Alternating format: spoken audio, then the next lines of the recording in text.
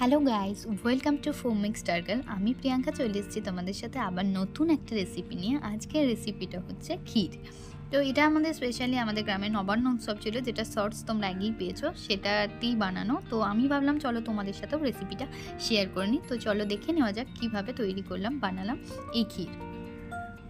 তো ফার্স্টেই আমি গ্যাসের ওভেন অন করে তাতে কড়াই বসিয়ে দিয়েছি এবং তাতে নিয়ে নিয়েছি 1 লিটার মতো দুধ।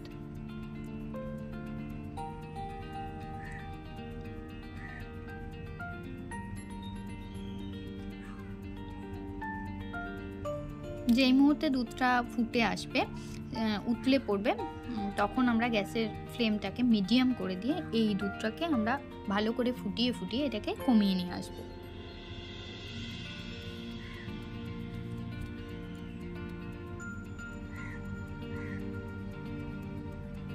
দুধটা গ্যাসে বসানো থাকা অবস্থায় আমি এখানে নিয়ে নিয়েছি 3 টেবিল চামচ মতো চিনি এবং সেটাকে গুঁড়ো করে নিচ্ছি। তো তোমরা চাইলে এটাকে আলাদা একটা বাটিতে জল নিয়ে চিনিটাকে একটু গুলেও এর মধ্যে দিতে পারো। আর আমি 3 টেবিল চামচ চিনি নিয়েছি, কারণ আমি খুব একটা মিষ্টি ঠিক পছন্দ করি না, বা মিষ্টিটা একটু কম দিলেই আমার মনে হয় যে এটা বেশ খাওয়া যায়, মুখটা মরে যায় না।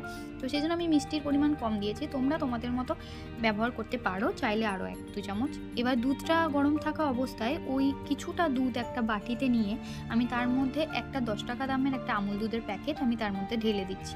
এতে কি হয়, এতে আমাদের যে ক্ষীরটা একটু গাঢ় বা পুরু করতে চাইলে এটা তোমরা দিতে পারো। তবে এটাও তোমরা স্কিপ করতে পারো, যদি না চাও তো স্কিপ করতে পারো।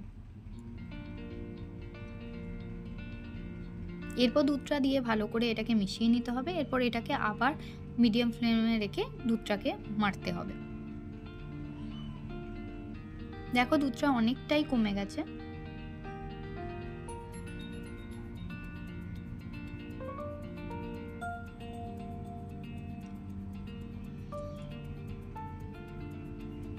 এবার এই সময় আমি যে চিনিটা গুঁড়ো করে রেখেছিলাম সেটা এর মধ্যে দিয়ে দিচ্ছি।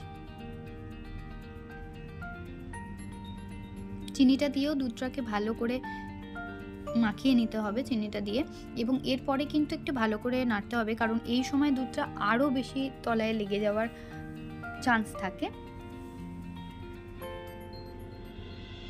এরপর দুধটা আরও কমে এলে আমি সেই দুধটাকে আরেকটা বাটিতে নিয়ে নিচ্ছি একটু কেশর। তোমরা চাইলে এটাও স্কিপ করতে পারো, এটা জাস্ট ফর একটু টেস্ট আর কালারের জন্য, এটা না দিলেও হবে। তো কেশরটা দিয়ে আমি ভালো করে মিশিয়ে নিয়েছি।